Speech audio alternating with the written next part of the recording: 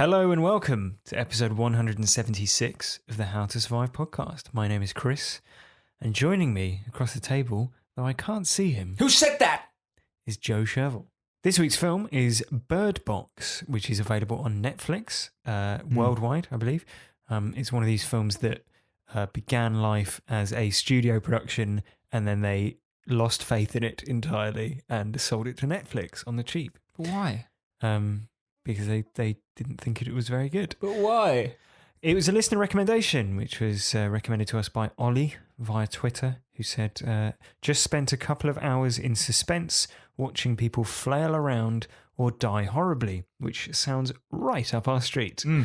If you haven't listened to the How to Survive podcast before, we are a podcast about movies and how we would survive in them. Yeah. And what we tend to do is recap the plot, full of spoilers, so that we have all the information available to us to best enable us to survive. And then we like to talk about what we did and didn't like about the film before moving on to the How to Survive discussion. You're doing a bit of Radio 4 this week. Yeah, I think we're recording quite late at night. You know, it's a bit more of a chilled vibe compared to last week. Scotch. Yeah, and and we are on Radio 4. This is the first episode. You should have mentioned. Yes. So if you haven't seen Bird Box, this is your last chance to dip out of the podcast before we recap the plot after this. What sort of trailer do you expect? Lots of tweeting and then a box closing and it's like, I'm in the bird box, let me out. These damn birds, they blew it up. It's story time. You know, when I was young, we had a boat. And every single summer, we'd take it to the lake. And there was love. And there was family. It was a wonderful time.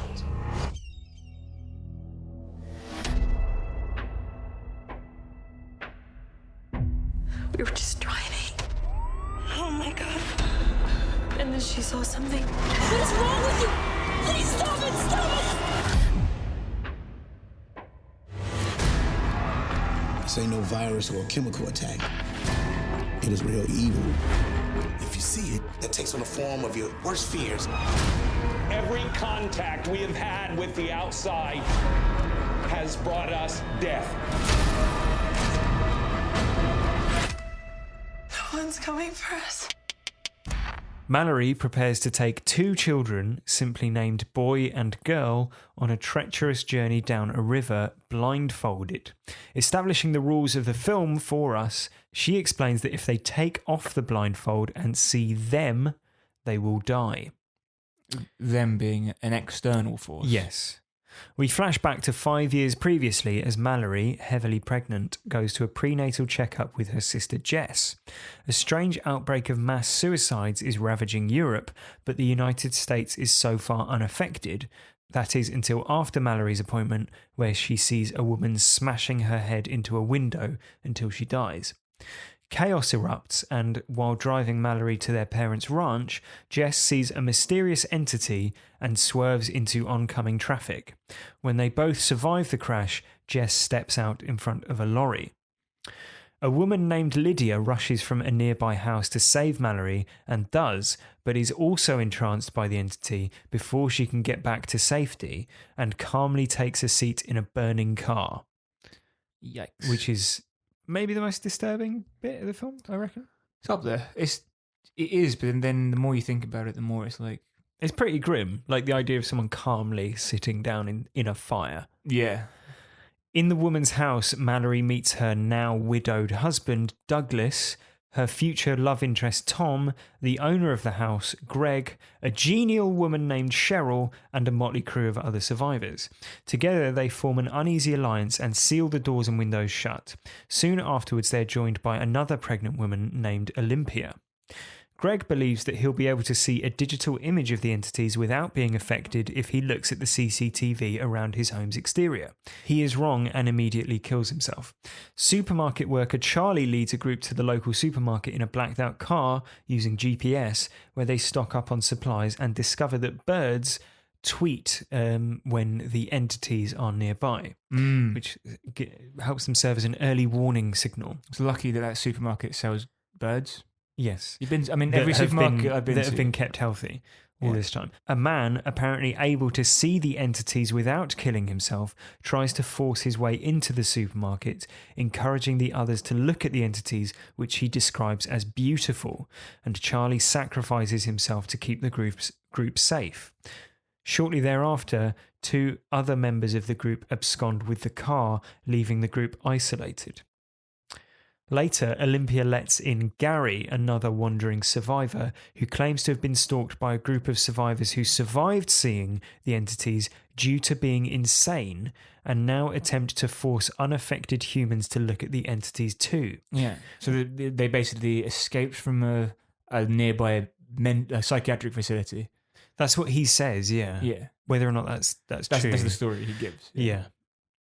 When Olympia and Mallory go into labour, it is revealed that Gary is himself one of the insane survivors and sets about tearing down the window coverings. He murders Douglas and forces Olympia and Cheryl to look at the entities, resulting in their immediate suicides before he is killed by Tom. Mallory, Tom, and the 2 babies are now the only survivors. Mallory and Tom form a romantic relationship and raise the 2 children, who Mallory insists on calling boy and girl for some reason.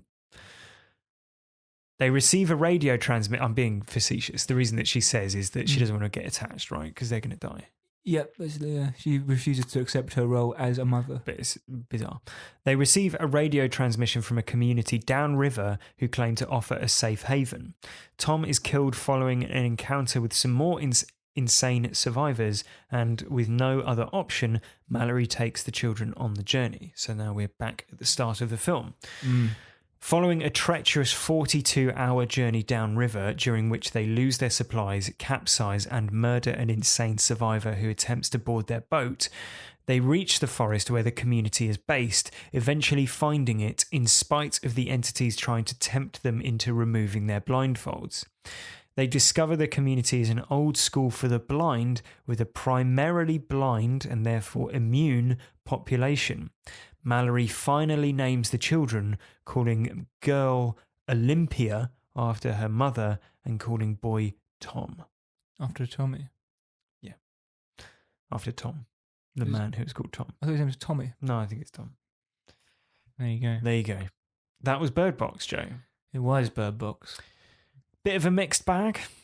Bit of a Mixed box. a bag of frogs. Bit of a box of birds. Yeah. It was, I don't know. It's a bit of a mess, isn't it? What did you think of it? A bit of a mess. I don't know. It's like, it's just not that good. I think it had some effective moments and It- yeah, some that right. are not so effective. Don't get me wrong, right? There's a moment, the opening lines, for instance, are very striking. Which where she's it like- opens on Sandra Bullock. In close up, seemingly unwilling to break eye contact with the camera and therefore you. And she's just like, if you look at them, you'll die. And you're like, oh, this is going to be good. Yeah. This is gritty. I like it. And then within minutes, you're in a like teen horror movie with stereotypical survivors. It feels like, in moments, it feels like a cheap version of Dawn of the Dead, for Yes. instance. The opening carnage scene is very reminiscent of Dawn of the Dead, yeah. As in the remake Dawn of the Dead. Yes. We'll talk about the movies that it reminded me of, and I'm sure of you. You have. But I don't know. I quite like the general premise. I think it doesn't do anything with it though. I think there's obviously a very good source material. Otherwise, why would they make it into a movie? Because it's based on a novel. Yeah. The same name. I haven't read it, but I can only imagine the themes that it attempts to draw out of it are much better in a written form. You would imagine so, yeah. There's lots of things that don't make any sense in the movie, such as the midwife or the doctor showing up at the end. And you kind of think like she should have been a bigger character. So the gynecologist that Mallory sees at the start of the film, she's in one incidental scene. Yeah. And at then, the end, it's almost like she's the reveal. And then, at the end, she is the person working at the hospital for the blind. Yeah. And School for the blind. It feels like it's meant to be a reveal. Right. But you're like, well, who gives a fuck? Yeah. Correct. What it should be is, for example, one of the survivors who is more developed as a character should be the person who is there. Do you know what I mean? Like a character that the audience is attached to. Yeah, exactly. Because as it is, it's just odd. Yeah. It's very odd. If like you hadn't seen someone escape earlier on. Or you'd seen them escape, but you'd assumed that they'd be dead, right? There's absolutely no emotional payoff to what should, I think, be more of a cathartic moment. Yeah. Speaking of no emotional payoff, you don't have any real investment in her relationship with her kids because she doesn't. Yeah.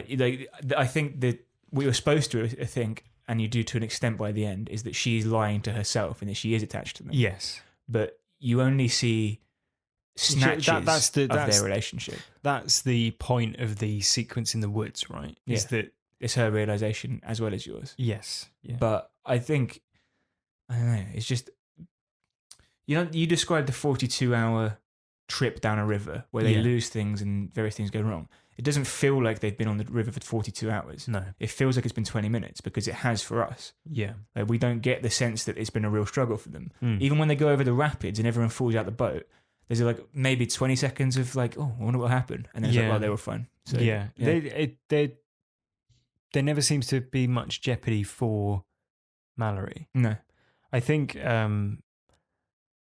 where the scenes in the house where there's a big group of them, it's almost like you're playing a game of Cluedo where you're trying to work out who's going to die next and like in what room and how. Well, that's all you can do because you know from before the movie even really starts. Yeah. When you see her and the kids, you're like, right, everyone dies except them. Yeah. I wonder how this happens. Yeah. Yeah. And it's devoid of tension because you know they're all going to die. As soon as John Malkovich is there, I'm like, well, he's going to die. Yeah. Yeah. Yeah. John Malkovich, by the way, I knew nothing about the film deliberately going into it other than Sandra Bullock was in it. Yeah. And they wear blindfolds. That's genuinely what I know.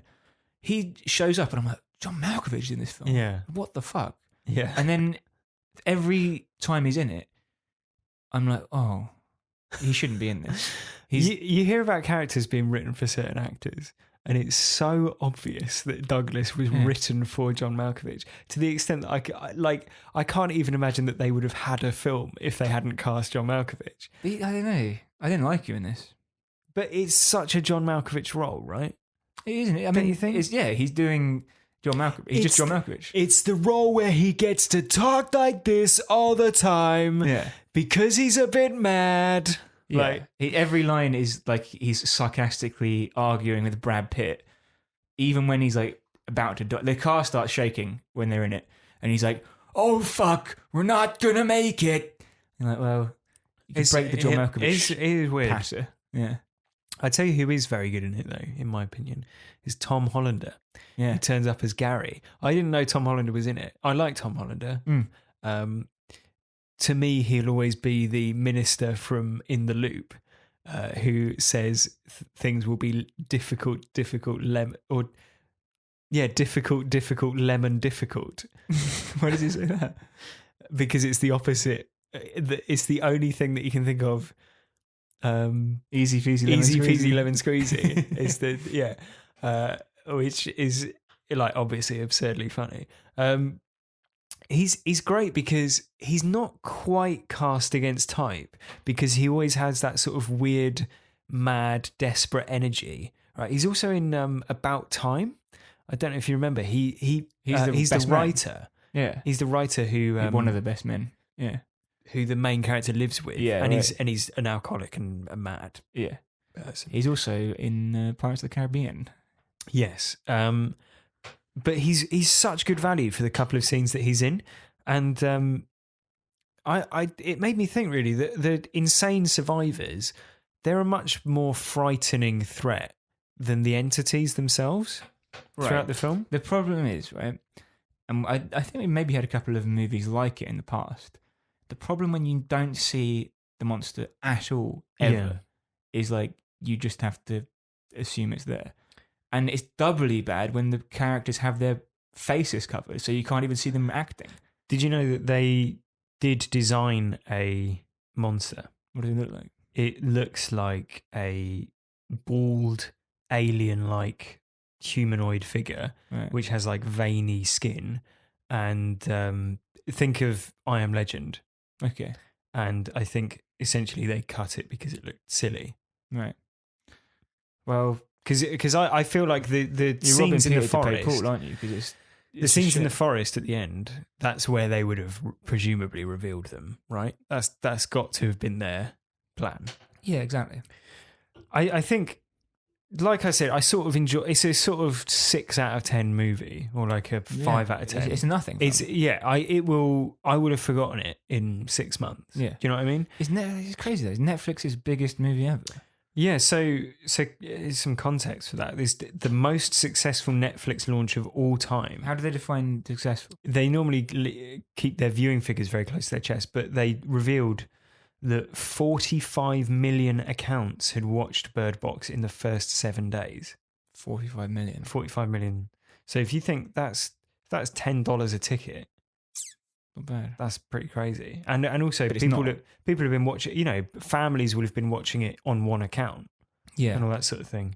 But they don't make money that way. But it's also it will have made the money because people will have subscribed to see it. I don't know about that, would they? They would have done, because if that number of people have seen it. You think that just by pure attrition that there would be people will want to be part of the conversation if a film is that popular. 45 million people have watched a film. It's crazy. Yeah. Or is that watched the whole thing, enjoyed it? Well, I don't have this. That's just going on what Netflix said. You would imagine that they wouldn't release this. They, like I said, they don't normally release stuff like this. So you'd imagine that they're only doing it because it shows them in a great light. Yeah. It's the biggest first week for one of their original films ever. That's mad, isn't it? Yeah, it's mad. I don't know. I read one thing that said it's an algorithmically designed film, and that's because you've got some popular stars in it. Yeah, you know, you've got Sandra Bullock's well known. John Malkovich is, you know, he's always going to draw a crowd. Shavante Rhodes, he's in it. He's up and coming. Was he nominated for an Oscar? Did he win an Oscar for Moonlight? I'm not sure he was. No, it's Mahershala Ali for Moonlight. Still, he was in Moonlight, which was an Oscar-winning film. Lil Ray Howery from Get Out. Yeah. There's a number of people in this film who are like, okay, yeah, fine, they're good, and it obviously plays with what someone at Netflix has recognised is a trend in horror movies, which is sensory deprivation. So coming off the back of movies like A Quiet Place, Don't Breathe, Hush, which was successful on Netflix. Yeah, yes and no, because this would have been in production a long time before A Quiet Place came out. True. And it's based on a novel. I forget what year the novel came out.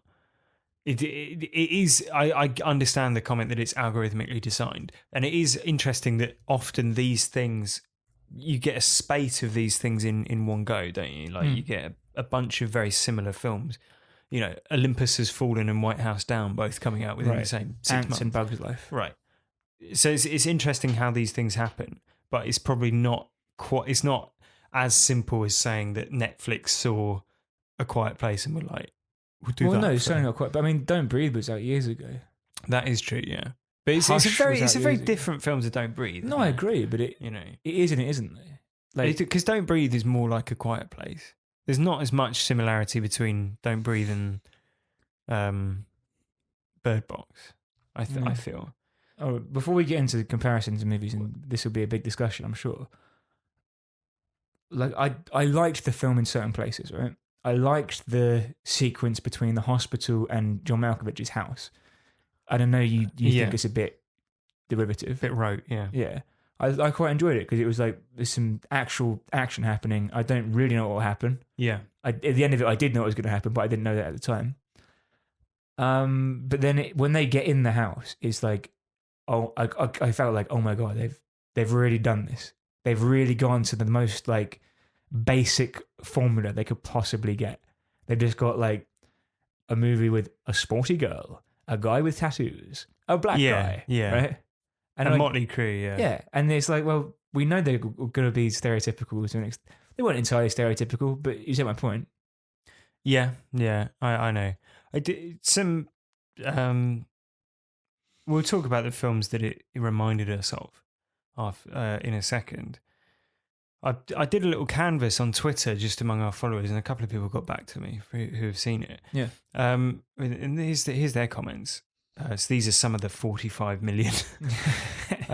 Mark says, usually I'm anxious, can't look at the screen during suspenseful scenes in horror movies. However, ironically, I didn't have to look away once from Bird Box. My wife had a very powerful reaction to scenes involving the children, especially in the boat choosing lookout.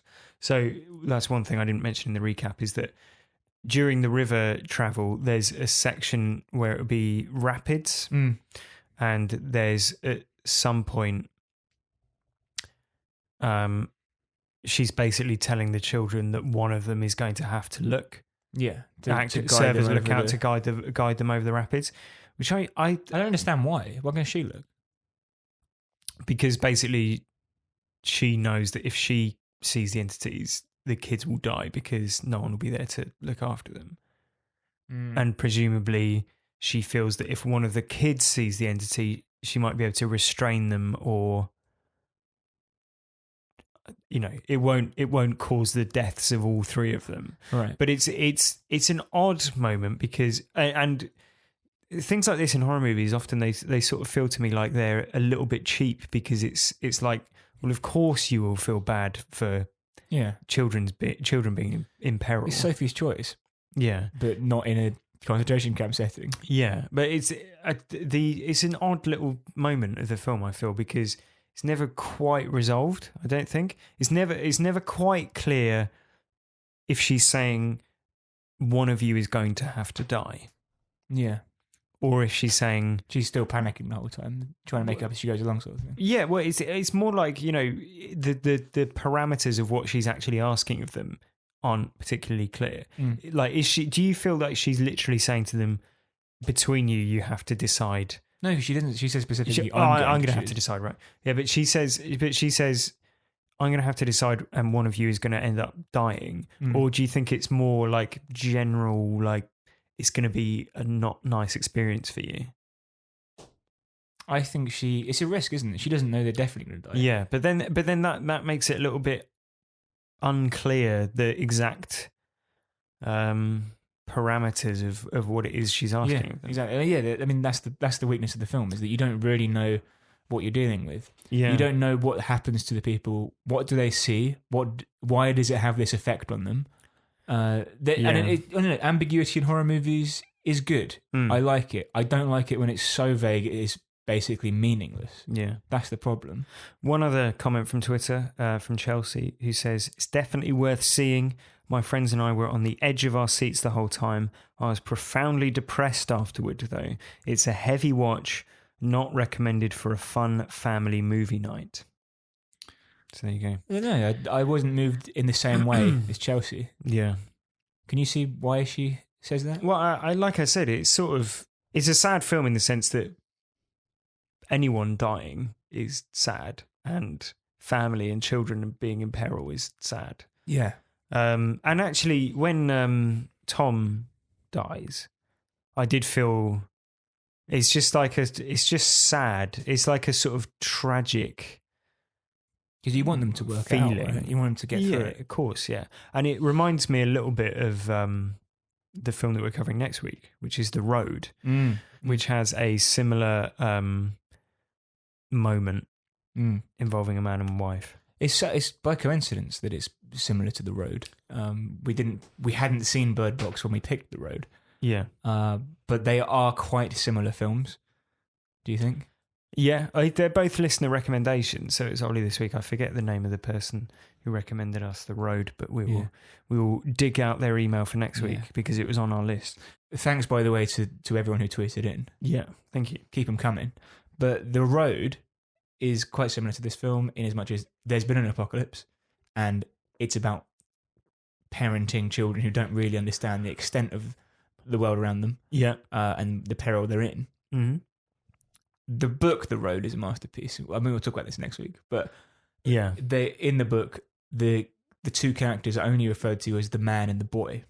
Yeah. And I made a note whilst watching this that I think the reason they're called boy and girl is for that reason. Yeah, it's like a little nod. Yeah, exactly. Yeah. Yeah. The difference is The Road is a lyrical masterpiece, and Bird Box is not. So if you haven't seen The Road, then make sure you watch it before next week. Watch it and read it. You can get it done. It's not that long. Yeah, it's a very good book. Movies that it reminded me of. Shall I give you a quick rundown? Yeah. You see if we got crossovers, because I'm sure you've made a list as well. Mm-hmm. A Quiet Place, of course. But I think that's probably not intentional. No. Or possible, necessarily. Children of Men, a little bit. Yeah, Moments, kind of, yeah. Very flattering to Bird Box to make that comparison. Yeah. The Happening. Sure. Of course. Mm-hmm.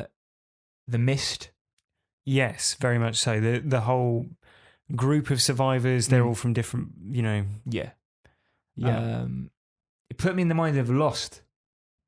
Okay. The TV series. There's magic inflected sci-fi, which ultimately doesn't go anywhere. Yeah. So there's that. Maybe a little bit like Life.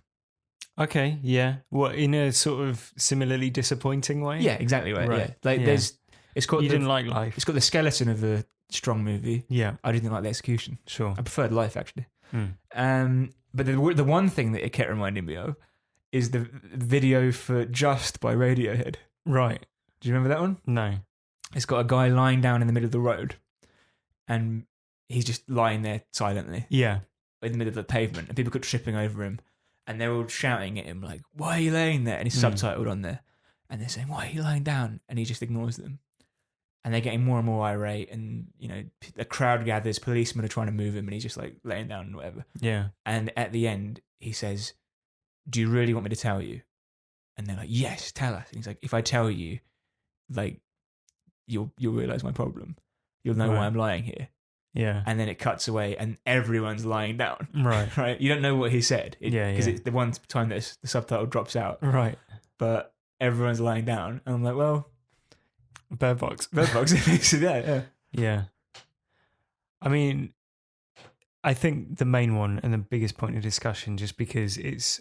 I think this other film is much more of a success, is that it has a lot in common with A Quiet Place. So I gave some thought as to where this film, I think, fails where A Quiet Place succeeded. And I think it comes down to the fact that A Quiet Place is basically unashamedly a monster movie, whereas Bird Box doesn't have any on-screen monsters at all. Yes. Right? And that means that it has ideas above its station, I think. Yeah. Because if you don't have monsters, you have something else. Yeah, but the point is that A Quiet Place isn't really attempting to say anything particularly deep, which some people would consider a criticism of it, and maybe justifiably so.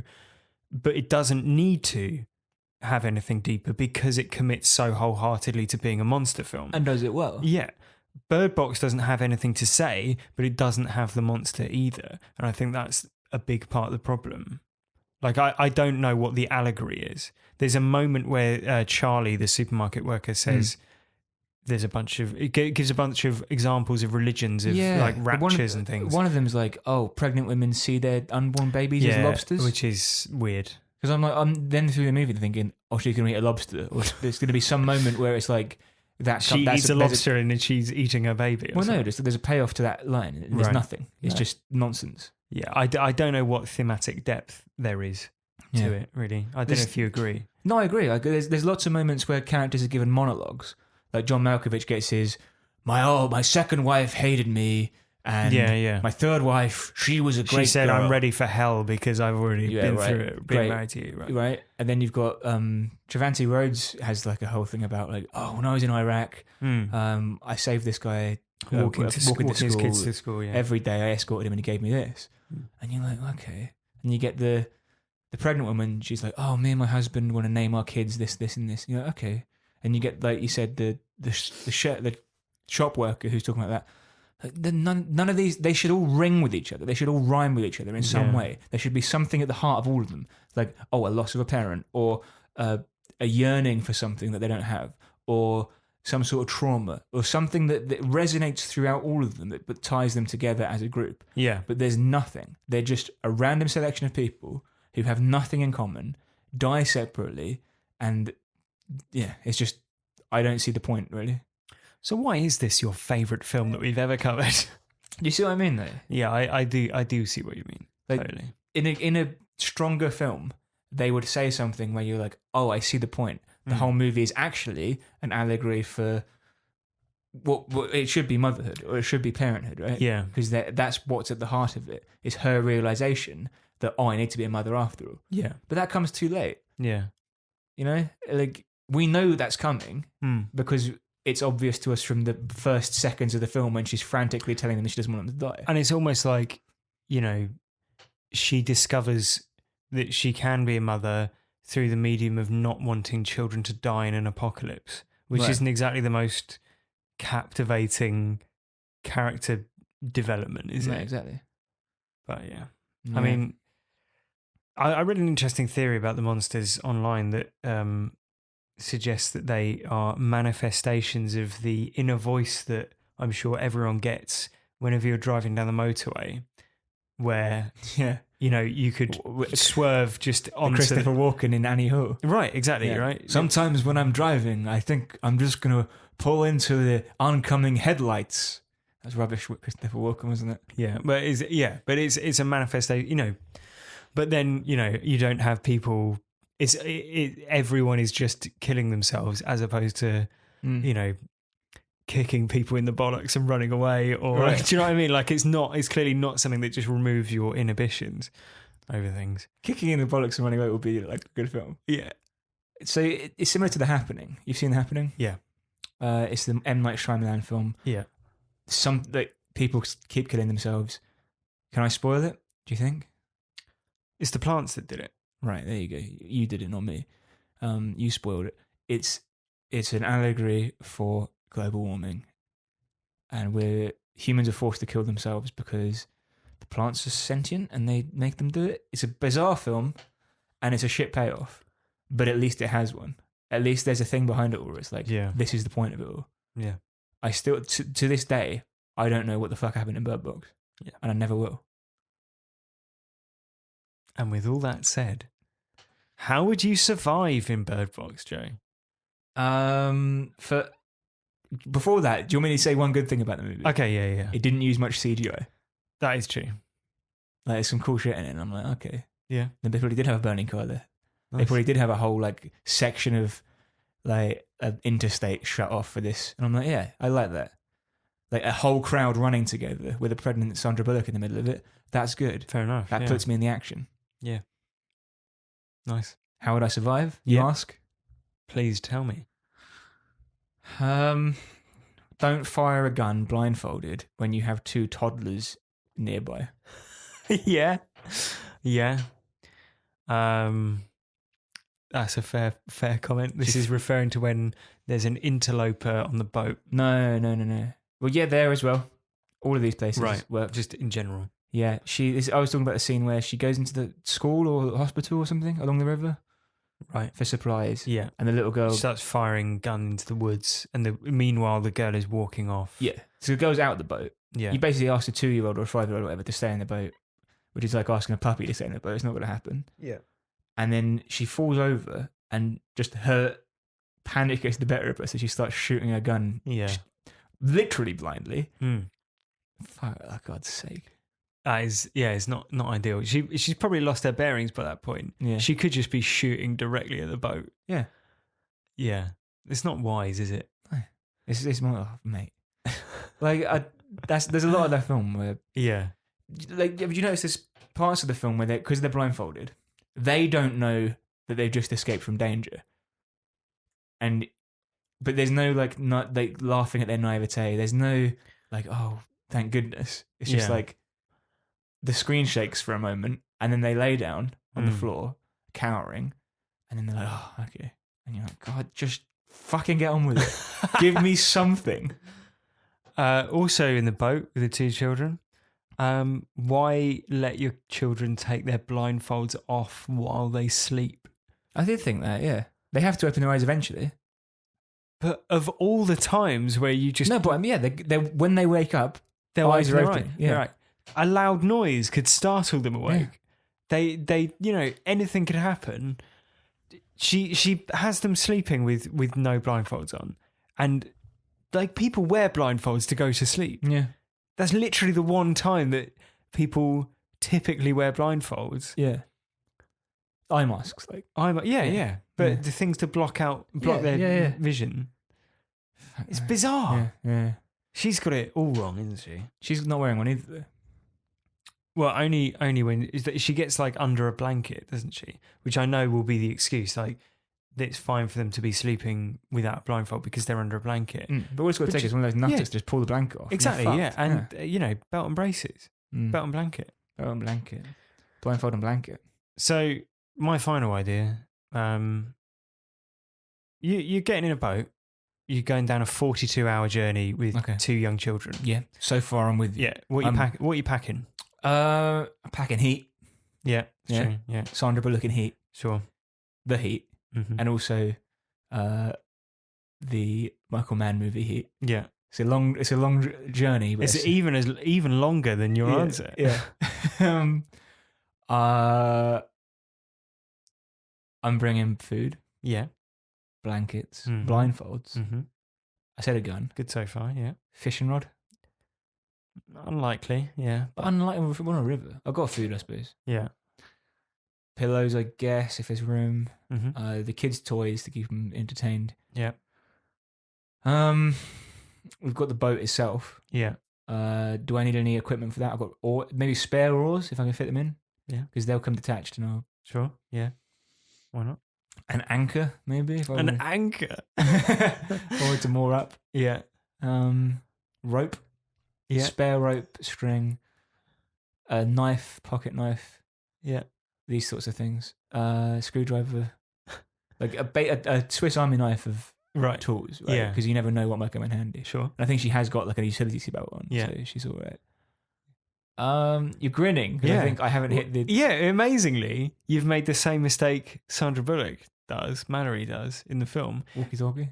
And she has that. No life jackets. Yeah? No life jackets, not for her, not for the children. She hasn't got them. Yeah, but, like, I mean... That would be top of the list, surely. Yeah, but if you haven't got them, you haven't got them. Fine. Okay, I will give you you haven't got Chris, them. Right, we're in your house now. Can you get me your life jacket? I could get something that would float, I'm sure. If it's not a flotation device, it's not a flotation device. Fine. Yeah. But I just asked you to list 30 things that you would take with you on that journey. I had a screwdriver. You had a Swiss Army knife and a fishing rod, spare oars.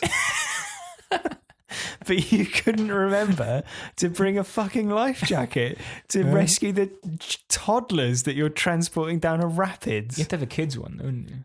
Kids' anything would do. She's an idiot. And we didn't need it. Well, she didn't. That's the point, right? The whole thing is void because it's like, well, you don't need any of this. That's fine, yeah. That's true. Other movies would have genuine danger and peril. Do you know what this film had? Birds in a box. They died. No, they didn't die. They survived the fucking rapids as well. Yeah, because she lets them out, doesn't she? They capsize at one point. Yeah, they capsize. Both children go under for minutes at a time. Yeah. 5-year-olds. Yeah, under the rapids. Still got the birds in the little cardboard shoebox. Yeah, the 5-year-old girl who can't like stand up under her own strength because she's like so feeble, swam against the whitewater rapids with a shoebox full of budgies. Yeah, under her arm. Yeah, and then she washes up on the beach. And she's but how long do budgies live? Fucking long enough, mate. Clearly, 42 hours at least. Yeah. No, I meant she got them 5 years ago. Maybe she got new ones. Maybe. Who knows? Lots of budgies, mate. You get them in the supermarket, so I don't know about. Exactly. You can't shift them. I have a question as well. Yeah. What the fuck is gone? No, sorry. Might come back to me, so. So, all in all, a mixed bag. Worth seeing? No. Even on Netflix? I mean, that's the only place to see it, so no. Okay, fine. It's not like I went out and got the DVD and I'm like, damn, I spent all that money. Yeah. That was foolish of me.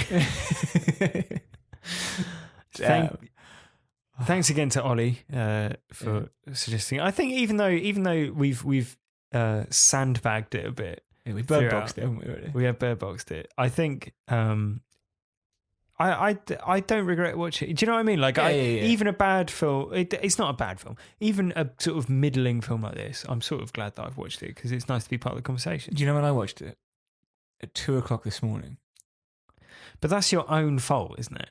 It was fine. Like I didn't enjoy it any more or less. Like I knew I'm not convinced that's true because you often watch films at weird times of the evening, and times of the night, and then you're like, oh, I didn't fucking. It was boring. I was bored. I was tired. I was falling asleep. Warm me out watching it. Falling asleep watching it. It's like, well, of course you were. You're fucking 4 a.m. You're watching. Genuinely, this one didn't because I went through a little experiment where I just watched it in my pants and it was fucking freezing, but I was alert through the movie. Why? So I didn't fall asleep. You bird box yourself, mate. But I made enough notes that I know it's coherent. Okay, good. You reading back this morning and it's just cold. It's so a very cold film. I love how the water rapid scenes really draw you in. I wish the characters were wearing trousers. Note to self. Yeah. Pack thermals on it. Well, if you'd like to suggest that Joe watches films at more sociable hours, then you can do it through the medium of an email, howtosurviveshow@gmail.com. And I think we've had a few emails, Joe. Yeah, mate. The email's been ringing off the hook.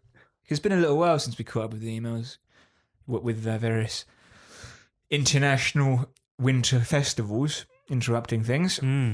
Just while I'm looking up the email, Chris, here's something to think about. Yeah. The young girl. Mm-hmm. There's several scenes where she has her blindfold off. Correct. Did you notice that? Yeah. She washes up on the river with no blindfold on. Mm-hmm. In the woods, there's the question of whether she's going to take it off and open her eyes. Yeah. So it seems to be teasing throughout it that she may have opened her eyes. Right. No payoff. At all. There could have been a twist. Yeah. There could have been anything at all. I mean, that's just a review of the film, isn't it? There could have been a twist. There could have been anything at all. Yeah. First email here, Chris, is from Jason, who says, "Hi guys, I really enjoy the podcasts you make, and I find them both fascinating and entertaining. You guys are hilarious." God, ease off, Jason. You've been a little bit keen. "And I've actually recommended you guys to some of my mates and work crew. Had to work through your backlog, but got there in the end." So another one who's done the whole lot, I think. That's crazy. Yeah. Respect. Thank you. Anyways, would you guys be able to do one on Rob Bowman's Reign of Fire 2002? Right. Yeah. This is an interesting one. It's got Christian Bale in it. Yeah. And is it Jeremy Irons? No. I think Jeremy Irons. Is it like Gerard Butler or something as well? I think. If only we had some way of finding out. Yeah. It's something, like two weirdly like big. Matthew McConaughey. Right, Matthew McConaughey. Christian Bale. Gerard Butler. All in it. Alexander Siddig. Yeah. We'll put it on the list. It's like modern day People versus Dragons. It's a really odd Joffrey's film. in it. It's a really weird film. He's in Batman Begins as well. He is, yeah, twice. There you go. Reign of Fire. Haven't seen it. I have seen it. I don't know why I said I haven't seen it. I lied to you there. I have seen it. Okay. Anyway, Jason goes on. He'd love to get our thoughts on it and survival tips. Dragon season, maybe? Dragon season, yeah. We haven't done dragons. No. Okay, add that into the list. Okay. Dragon season. All right. Crouching Tiger, Hidden Dragon. Yeah. I've been wanting to do that for a while. You have, yeah. No. I want to do it martial arts season. Yeah, do that. Yeah. Martial arts season. We'll do it around season. the time that you have your big MMA fight. Yeah. And we can interview you afterwards. After the fight. Yeah. During. Before, during, and after. Yeah. Joe, it's round 2. How are you feeling? I love Reign of Fire. Joe, you're in a leg lock. How are you feeling? Jason goes on. He'd like to get our thoughts and survival tips. Mm-hmm. We've got more on the list, so yeah, lol. I hear you're keen on a 5-star sub. Yes. So we've decided to give you guys a 5-star rating for every movie you do, so on and so forth. Cheers, guys. So he's going to only review us if we do the movies he asks us to do. We don't negotiate with terrorists. From all the way down here in Middle Earth, New Zealand, Jason. Thank you very much, Jason. That's very kind. And we will add Reign of Fire, very strange film that it is, to the list. Next email's from Reese. Hello, Reese. Hi guys, love the show. I'd like to recommend Last Action Hero, currently on Netflix UK. Right. Thanks. Arnie. Yeah. Have you seen it? No. It's got Charles Dance in it as well. Has it? Yeah. He was in a movie I watched this week. Yeah. Happy New Year, Colin Buster. Yeah. As a transvestite. Yeah. Never mentioned, which is great Yeah, because it's like a. They're just like, oh, hi. Yeah. Their family's absolutely, it's just normal for the family. Yeah. Yeah. And I like it that he's in normal clothes. He's in men's clothes when he arrives. Yeah. And so it's like, well, I'm going to get dressed up. And that's what I do when I get dressed up. Yeah. Yeah. It's good. He's got a sort of tragic. He's dying? Yeah. And he's like preparing a speech and practicing it. And he comes to do it. Get through and it. he just gets cut off. Yeah. Oh. Yeah. He's the best part of the film, maybe. Yeah. It's a good film. Yeah. So thank you, Jason and Reese, for your emails. Thank you very much. You can get in touch, howtosurviveshow@gmail.com. You can also tweet in at howtosurvivepod. Next week, as we mentioned earlier, is John Hillcoat's 2009 film The Road. Laugh a minute stuff there. So we'll see you for that. Yeah, it's been a while since I did the actually it's best read the book section of the show. Well, we've both read the book, so I can tell you to shut the fuck up as usual. Thank you very much for listening. Goodbye.